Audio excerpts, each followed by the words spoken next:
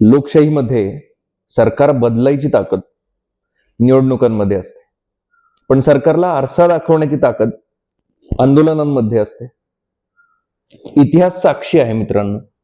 जेव्हा जेव्हा सत्ताधाऱ्यांनी विद्यार्थ्यांचा आवाज दाबण्याचा प्रयत्न केला, तेव्हा ते आंदोलन फक्त विद्यार्थ्यांचं राहिलं नाही, ते संपूर्ण समाजाचं झालं. आज देशात नेमकं तेच घडताना दिसतंय. नीट परीक्षेतली अनियमितता, पेपरफुटी, लाखो विद्यार्थ्यांच्या भविष्याशी झालेला खेळ आणि त्यानंतर सरकारची आलेली प्रतिक्रिया, या सर्व घटनांनी जनतेमध्ये प्रचंड राग निर्माण केलाय. प्रश्न फक्त एका परीक्षेचा राहिलेला नाही, प्रश्न आहे सरकारच्या उत्तरदायित्वाचा. आज देशभरातले लाखो विद्यार्थी एकच प्रश्न विचारतात, आमच्या भविष्याची जबाबदारी कोण घेणार? पण दुर्दैवानं सरकारकडून या प्रश्नाचं उत्तर मिळालेलं नाही. त्याऐवजी आंदोलन करणाऱ्या विद्यार्थ्यांवरच पोलिसांचा बळाचा वापर झाल्याचे व्हिडिओज आपण पूर्ण देशानं पाहिले आहेत. कालपासून हे सगळं होते. ही व्हिज्युअल्स फक्त एका दिवसाची नव्हती, ती भारताच्या लोकशाहीच्या इतिहासात नोंदवली जाणारी व्हिज्युअल्स होती.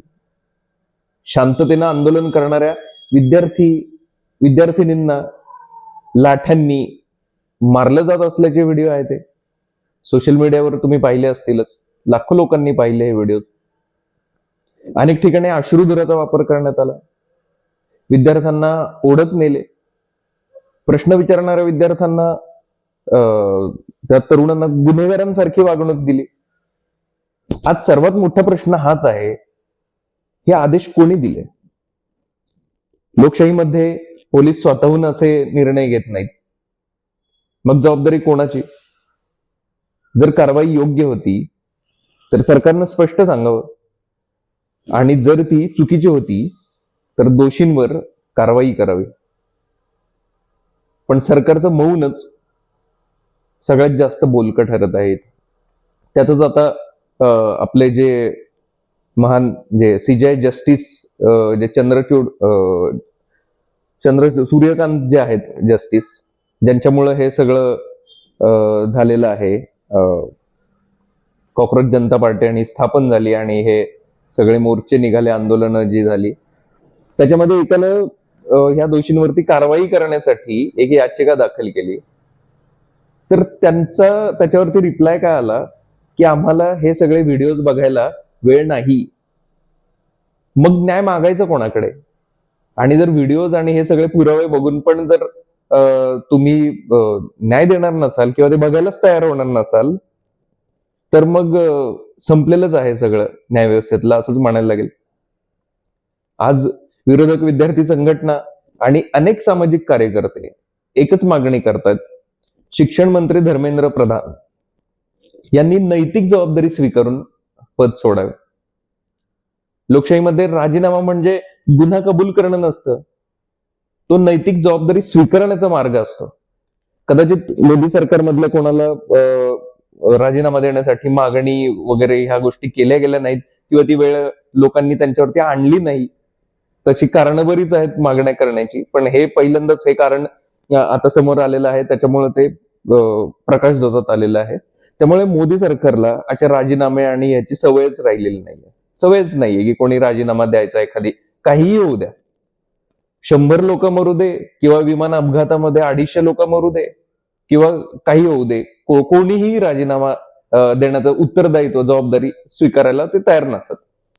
तर तो राजीनामा देणं किंवा हे गुन्हा कबूल करणं नसतं, तो नैतिक जबाबदारी स्वीकारण्याचा मार्ग असतो.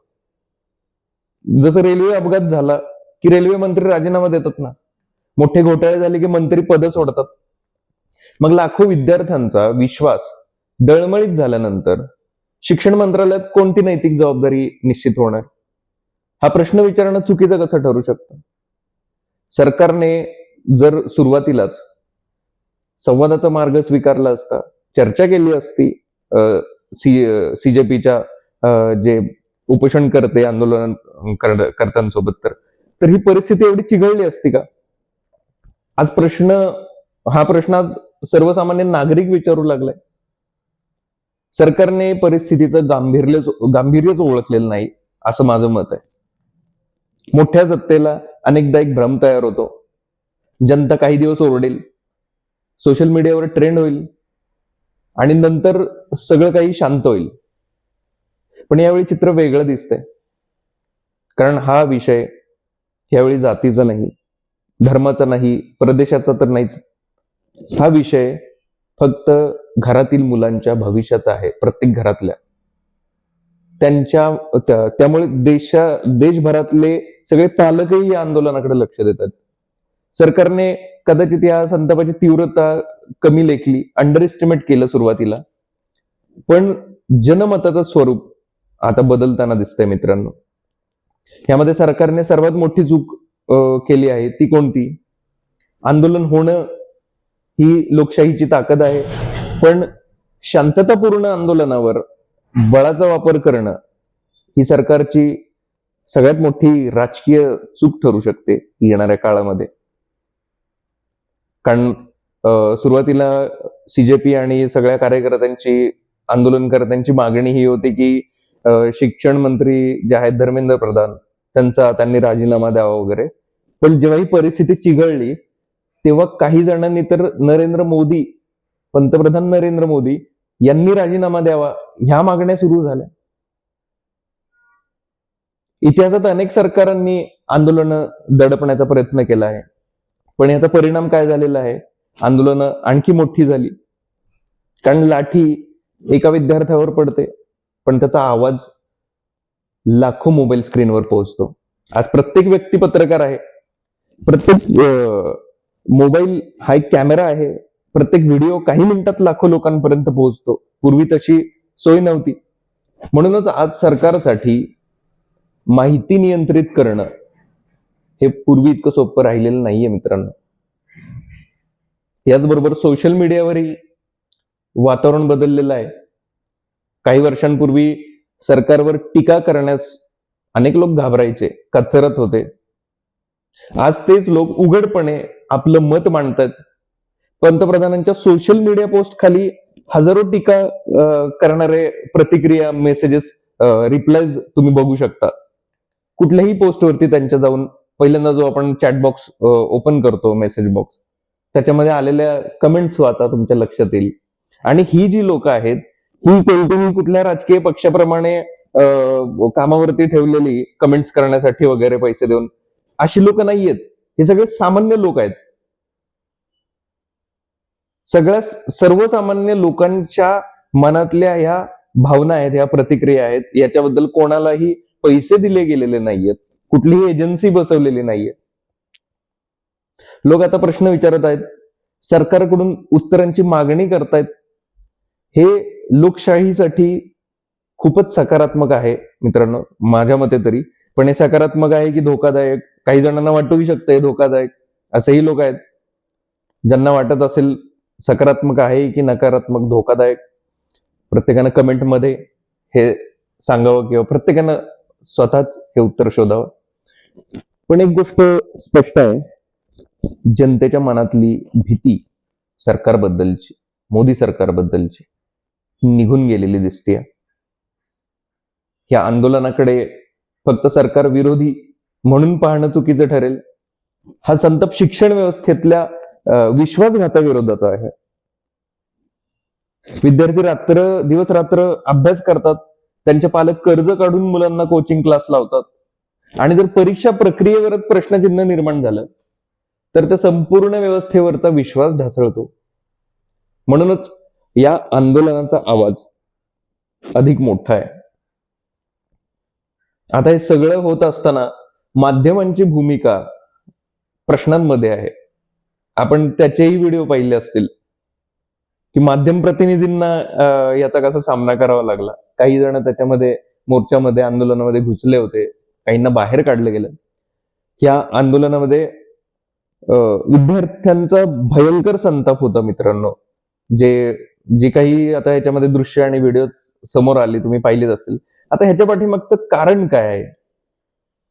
बऱ्याच नागरिकांचा, आंदोलन करते विद्यार्थी असतील किंवा सर्वसामान्य, यांचा आरोप असा आहे की मेनस्ट्रीम मीडिया मधल्या काही चॅनल्सने विद्यार्थ्यांच्या प्रश्नांपेक्षा सरकारची बाजू अधिक ठळकपणे मांडली. पण माध्यमांवरचा विश्वास कमी होत असल्याची भावना समाजात वाढत चालली आहे, हे याच्यातून दिसतंय.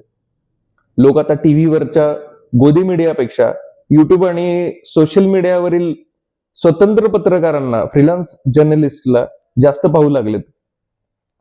आता ह्या सगळ्या परिस्थितीत सरकारसमोर दोनच पर्याय आहेत असे दिसतंय. पहिला पर्याय म्हणजे संवादाचा, जे आंदोलनकर्ते जे आहेत त्यांचे संवाद साधून त्यांच्या मागण्या मान्य करायच्या किंवा त्याच्यातून तोडगा काढायचा. आणि दुसरा पर्याय आहे तो म्हणजे दडपशाहीचा. अर्थातच हा सरकारसाठी सोपा आहे, पण याचे परिणाम जे काही आत्ता दिसत आहेत, काल जी दडपशाही करण्याचा प्रयत्न केला त्याचे परिणाम हे खूप दूरवर जाणारे असतात, खूप वर्ष राहणारे असतात. दडपशाही हा दुसरा पर्याय आहे. पण इतिहास सांगतो की संवादातून निर्माण झालेले समाधान जास्त काळ टिकते. दडपशाही तात्पुरती शांतता देऊ शकते, पण ती कायमचा विश्वास निर्माण करू शकत नाही. शेवटचा प्रश्न जो सर्वात महत्वाचा आपल्याला वाटतो तो म्हणजे प्रत्येक आंदोलन सरकार विरोधी नसते. कधी कधी ते सरकारला वास्तवाचा आरसा दाखवणारे असते. आज विद्यार्थी विचारतायत, आमचे भविष्य सुरक्षित आहे का? हा प्रश्न राजकीय नाही, तो राष्ट्रीय आहे. सरकार कोणाचेही असो मित्रांनो, आपण प्रत्येक जण विद्यार्थी दशेतून गेलेलो आहोत. आज जेनझीचं हे जे आंदोलन आहे हे बघताना असं वाटतं की जर आपण त्यावेळी असतो या वयामधल्या विद्यार्थी दशेमध्ये, तर आपण काय केलं असतं? निश्चितच आपणही त्या आंदोलनामध्ये सहभागी झालो असतो. म्हणजे आता प्रत्येकाचा हा भाग वेगवेगळा असू शकतो, पण ज्या आपल्या वेळी अशी कुठली पेपर लीक कदाचित होत पण असतील, पण आपल्याला ती गोष्ट समोर येत नसेल. पण याचा जो सिरियसनेस आहे पेपर लीक, कारण विचार करा, जर नीट पेपर लीकची ही जी माहिती आहे जर समोर आत्ता आली असेल तर माहित नाही की ही कधीपासून होतीये.